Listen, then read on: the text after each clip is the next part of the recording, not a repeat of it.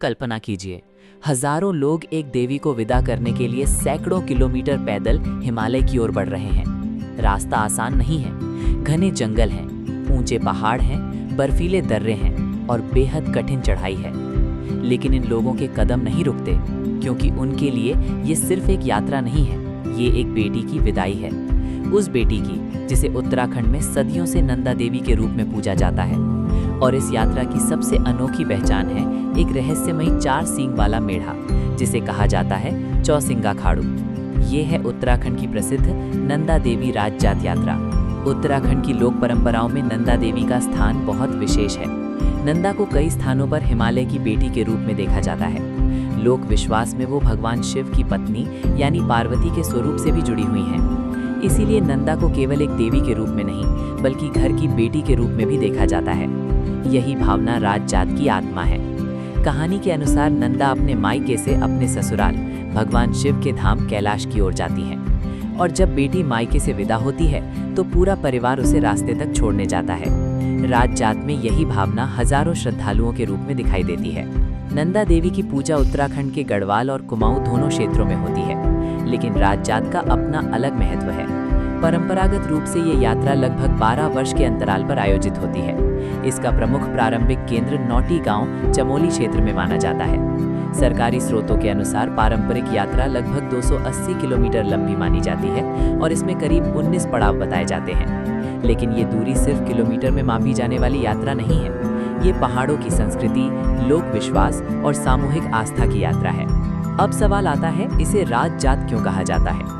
इसके पीछे इतिहास और लोक परंपरा दोनों मौजूद हैं। इस यात्रा की उत्पत्ति को लेकर अलग अलग परंपराएं मिलती हैं। कुछ ऐतिहासिक सांस्कृतिक स्रोत इसकी प्राचीन परंपरा को गढ़वाल के राजवंशों से जोड़ते हैं। वहीं स्थानीय मान्यताओं में अलग अलग राजाओं और राजवंशीय परंपराओं का उल्लेख मिलता है। इसीलिए इस हिस्से में एक बात याद रखना जरूरी है, राज जात की बहुत सी पुरानी कथाएं लोक परंपरा से आती हैं और उनके हर विवरण को आधुनिक इतिहास द्वारा प्रमाणित तथ्य नहीं माना जा सकता। लेकिन इतना स्पष्ट है कि गढ़वाल के राजवंश और स्थानीय राज परंपराओं ने नंदा की इस यात्रा को विशेष संरक्षण और पहचान दी और इसी वजह से इसका नाम पड़ा राज जात। अब आते हैं इस यात्रा के सबसे रहस्यमय और अनोखे प्रतीक पर, चौसिंगा खाड़ू। एक ऐसा मेढ़ा जिसके 4 सींग होते हैं। सामान्य मेढ़े के 2 सींग होते हैं, लेकिन राज जात के लिए चुना जाने वाला ये 4 सींग वाला मेढ़ा यात्रा का विशेष धार्मिक प्रतीक बन जाता है। श्रद्धालुओं के लिए ये सिर्फ एक पशु नहीं है, ये यात्रा का साथी और एक पवित्र प्रतीक है। यात्रा के अंतिम चरण में ये खाड़ू भी कठिन हिमालयी क्षेत्र की ओर जाता है और जब यात्रा अपने अंतिम पवित्र पड़ाव तक पहुंचती है तो इससे जुड़ा धार्मिक अनुष्ठान पूरा किया जाता है। नौटी से शुरू होकर यात्रा धीरे धीरे ऊंचे पहाड़ों की ओर बढ़ती है। गांव पीछे छूटते जाते हैं, सड़कें खत्म होने लगती हैं और शुरू होता है असली हिमालय। यात्रियों को जंगलों, पहाड़ी रास्तों और ऊंचे घास के मैदानों से गुजरना पड़ता है।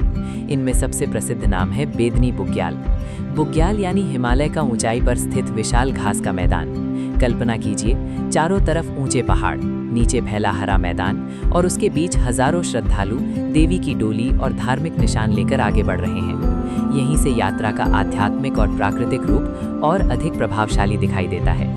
इसके आगे आता है हिमालय का एक ऐसा क्षेत्र जिसका नाम सुनते ही रहस्य पैदा होता है, रूपकुंड। रूपकुंड अपनी प्राकृतिक स्थिति के साथ साथ मानव अवशेषों के कारण भी प्रसिद्ध रहा है, लेकिन नंदा राज जात से जुड़ी इसकी एक प्रसिद्ध लोक कथा भी है। लोक कथाओं में राजा जसधवर और उनके साथ यात्रा करने वाले लोगों का उल्लेख मिलता है। कहा जाता है कि राजा का दल नंदा की यात्रा के दौरान हिमालय के इस कठिन क्षेत्र में पहुंचा। इसके बाद एक भयंकर घटना हुई और बड़ी संख्या में लोग मारे गए। बाद में रूपकुंड के आसपास मिले मानव कंकालों ने इस क्षेत्र को और रहस्यमय बना दिया। लेकिन यहाँ एक महत्वपूर्ण बात है, राजा जसधवल की कहानी मुख्यतः लोक कथा और परंपरा में मिलती है। इसे आधुनिक वैज्ञानिक प्रमाण के आधार पर निश्चित ऐतिहासिक घटना कहना उचित नहीं होगा। रूपकुंड में मिले मानव अवशेष वास्तविक हैं, लेकिन उनकी पूरी कहानी और उनका राज जात की कथा से संबंध अभी भी शोध और चर्चा का विषय रहा है। जैसे जैसे यात्रा आगे बढ़ती है, ऊंचाई बढ़ती जाती है, हवा पतली होती जाती है, रास्ता कठिन होता जाता है और आखिरकार यात्री पहुंचते हैं हिमालय के उन हिस्सों में जहां सामान्य जीवन लगभग समाप्त हो जाता है। यहाँ प्रकृति ही सबसे बड़ी शक्ति है। बर्फ, ठंडी हवाएं, पथरीले रास्ते और चारों तरफ विशाल हिमालय। लेकिन श्रद्धालुओं के लिए यही रास्ता नंदा तक पहुंचने का रास्ता है। यही कारण है कि राजजात को केवल धार्मिक यात्रा नहीं, बल्कि एक कठिन हिमालयी तीर्थ यात्रा भी माना जाता है। और फिर आता है होमकुंड, राजजात के सबसे पवित्र और अंतिम क्षेत्रों में से एक। यहीं पहुंचकर यात्रा अपने सबसे भावुक चरण में प्रवेश करती है, क्योंकि लोक विश्वास के अनुसार अब नंदा को उनके ससुराल की ओर विदा करना है। जिस बेटी को पूरा रास्ता साथ लेकर आया गया, अब उसे हिमालय की गोद में छोड़कर वापस लौटना है। ये दृश्य इस पूरी यात्रा की आत्मा है। यहाँ बेटी और माता पिता के बीच की भावनाओं को देवी और भक्त के संबंध के रूप में देखा जाता है। सोचिए, एक बेटी अपने मायके से विदा हो रही है, उसके साथ हजारों लोग आए। किसी ने गीत गाए, किसी ने प्रार्थना की, किसी ने रास्ते में सेवा की और किसी ने सिर्फ दूर से हाथ जोड़कर नंदा का आशीर्वाद लिया। लेकिन अंत में हर यात्रा की तरह यहाँ भी विदाई आती है। नंदा को कैलाश की ओर विदा किया जाता है और श्रद्धालु वापस लौटते हैं। लेकिन उनके साथ लौटती है एक भावना कि बेटी कहीं दूर नहीं गई, वो इसी हिमालय में है, इन्हीं पहाड़ों में है, इन्हीं गांव की यादों में है और लोगों की आस्था में हमेशा जीवित है। शायद यही कारण है कि नंदा देवी राजजात को केवल धार्मिक आयोजन कहना इसके अर्थ को छोटा कर देना होगा। ये उत्तराखंड की लोक संस्कृति, संगीत, नृत्य, परंपराओं, गांवों और हिमालयी जीवन का एक बड़ा संगम है। गढ़वाल और कुमाऊं की नंदा परंपराओं को जोड़ने में भी इसका विशेष महत्व है।